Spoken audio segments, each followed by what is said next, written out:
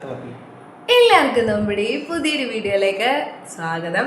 അപ്പം എല്ലാവർക്കും good morning. എല്ലാവരും എന്തെടുക്കണ സുഖമായിട്ടൊക്കെ ഇരിക്കണം.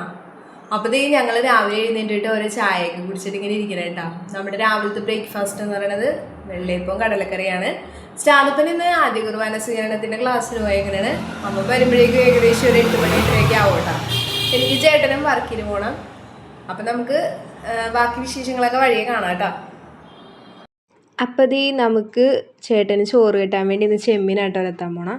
അതിനുവേണ്ടി ഞാൻ സവാള, പച്ചമുളക്, ഇഞ്ചി, വെളുത്തുള്ളി, വേപ്പില അതെല്ലാം എടുത്തിട്ടുണ്ട്. പിന്നെ കുറച്ച് തേങ്ങാക്കൊത്ത് എടുത്ത് വെച്ചിട്ടുണ്ട്. ചെമ്മീനും ഉണ്ട് കേട്ടോ. ഇതിൽ ഞാൻ മുളക് പൊടി, കുരുമുളക് പൊടി, മഞ്ഞൾപ്പൊടി അതൊക്കെയാണ് ഇട്ടേക്കണം. എന്നിട്ട് ഞാൻ ഗ്യാസ് കത്തിച്ച് ഇനി ചട്ടി ഒന്ന് നന്നായിട്ട് ചൂടായി വരട്ടെ. എന്നിട്ട് നമുക്ക് ഇതിലോട്ട് വെളിച്ചെണ്ണ ഒഴിച്ചു കൊടുക്കാം കേട്ടോ. അതോ അങ്ങനെ ചെമ്മീൻ കഴിക്കാറില്ല, അവന് വേണ്ടി വേറെ എന്തെങ്കിലും കറി വെക്കണം. അപ്പോൾ ഇത് ചേട്ടന് വേണ്ടി മാത്രം കൊണ്ടുപോകാൻ വേണ്ടി വെച്ചേക്കണേ കേട്ടോ. അപ്പോൾ അതിലോട്ട് ഞാൻ കുറച്ച് വെളിച്ചെണ്ണ ഒഴിച്ചു കൊടുക്കുന്നുണ്ട്. ഞങ്ങൾക്കിവിടെ അടുത്ത് തന്നെ ചെമ്മീനൊക്കെ കൊണ്ടുവരും കേട്ടോ. അത്യാവശ്യം നല്ല പച്ചയായിട്ടുള്ള മീനും ചെമ്മീനൊക്കെ ഞങ്ങൾക്ക് ഇവിടെ തന്നെ കൊണ്ടുവരും. അപ്പോൾ മാറ്റി നമ്മൾ അരിഞ്ഞു വെച്ചിട്ടുണ്ടായിരുന്നല്ലോ സവാളയും പച്ചമുളകും ഇഞ്ചിയും അതെല്ലാം കൂടെ നമുക്കിനി ആ എണ്ണയിലോട്ട് ഇട്ട് കൊടുക്കാം കേട്ടോ.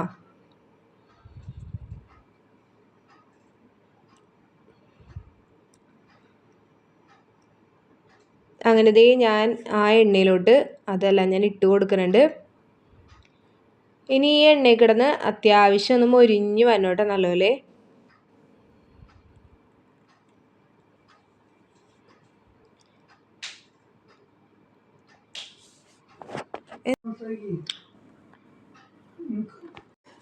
അങ്ങനെ ഞാനെല്ലാം ചട്ടിയിലോട്ട് ഇട്ട് കൊടുത്തിട്ടുണ്ട് കേട്ടോ. സവാളയാണ് ഞാൻ എടുത്തത്. ഉള്ളി എടുത്തിട്ടുണ്ടെങ്കിൽ കുറച്ചുകൂടി ടേസ്റ്റ് ഉണ്ടാവും കേട്ടോ. ഞാനിന്ന് സവാളയാണ് എടുത്തത്. ഇനി ഇത് നമുക്ക് നല്ലപോലെ ഒന്ന് വഴറ്റിയെടുക്കാം കേട്ടോ. അപ്പോൾ തേങ്ങാക്കൊത്ത് ഞാൻ ചെറിയ കഷ്ണങ്ങളാക്കി വെച്ചിട്ടുണ്ട്. സവാള അരിഞ്ഞ സമയത്ത് തന്നെ ഞാൻ ഇതെല്ലാം റെഡിയാക്കി വെച്ചിട്ടുണ്ടായിരുന്നു. നമുക്കിനി അത് നല്ലപോലെ ഒന്ന് മൊരിച്ചെടുക്കാം കേട്ടോ. ഈ സവാള പച്ചമുളക് ഇതെല്ലാം നല്ലപോലെ ഒന്ന് വഴഞ്ഞു തന്നെ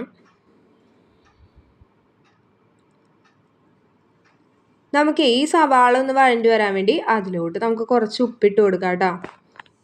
ഉപ്പിട്ട് കൊടുക്കുമ്പോഴേക്കേ പെട്ടെന്നൊന്ന് വഴണ്ടി കിട്ടുമല്ലോ. അപ്പം അതിനായിട്ട് ഞാൻ കുറച്ച് ഉപ്പിട്ട് കൊടുക്കുന്നുണ്ട്.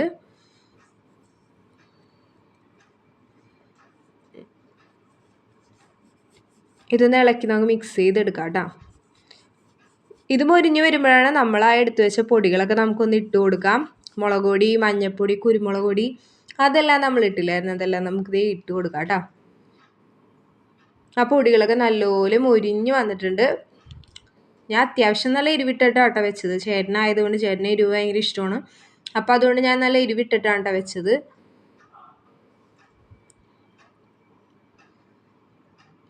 അപ്പോൾ നമ്മുടെ മസാലയൊക്കെ നല്ല മൊരിഞ്ഞ് വന്നപ്പോഴേക്കും ഞാനത് ചെമ്മീനും എടുത്ത് വെച്ചിട്ടുണ്ട്. നിങ്ങൾ ചെമ്മീൻ ഇങ്ങനെയാണ് വെക്കണേന്നൊന്ന് പറയണം കേട്ടോ. ചിലവരിത് പുഴുങ്ങിയിട്ടൊക്കെയാണ് വെക്കാറെന്ന് ഞാൻ കേട്ടായിരുന്നു.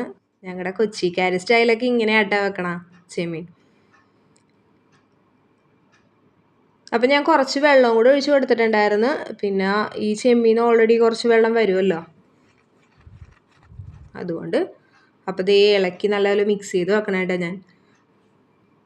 അപ്പം അതിൻ്റെ ഉള്ളിലോട്ട് നമ്മുടെ സ്പെഷ്യൽ ഇൻഗ്രീഡിയൻ്റ് ആയ നമ്മുടെ തേങ്ങാക്കൊത്തും കൂടി ഇട്ട് കൊടുക്കുകയാണ്. എനിക്ക് ഭയങ്കര ഇഷ്ടമാണ് കേട്ടോ ചെമ്മീനും തേങ്ങാക്കൊത്തും കൂടി ഇട്ട് വെക്കണത്. ഭയങ്കര ഇഷ്ടമുണ്ട് എനിക്ക്. അപ്പോൾ രണ്ടും കൂടെ ഒരുമിച്ചിട്ടിട്ടാണ് ഞാൻ വേവിക്കണത്. ഇതിലോട്ട് നമുക്ക് ഒരു ഐറ്റം കൂടി ഇട്ട് കൊടുക്കാനുണ്ട് കേട്ടോ. അതെന്താണെന്ന് വെച്ചാൽ നമ്മുടെ കുടംപുളിയാണ്. കുടംപുളിയും കൂടി ഇട്ട് കൊടുത്തിട്ട് ഇത് കണ്ടോ, ചെറിയൊരു കഷ്ണം കുടംപുളിയായിരുന്നു ഞാൻ ഇട്ട് കൊടുത്തത്. വയറിനൊക്കെ നല്ലതാണ് പുളി ഇടുമ്പോഴേക്കും.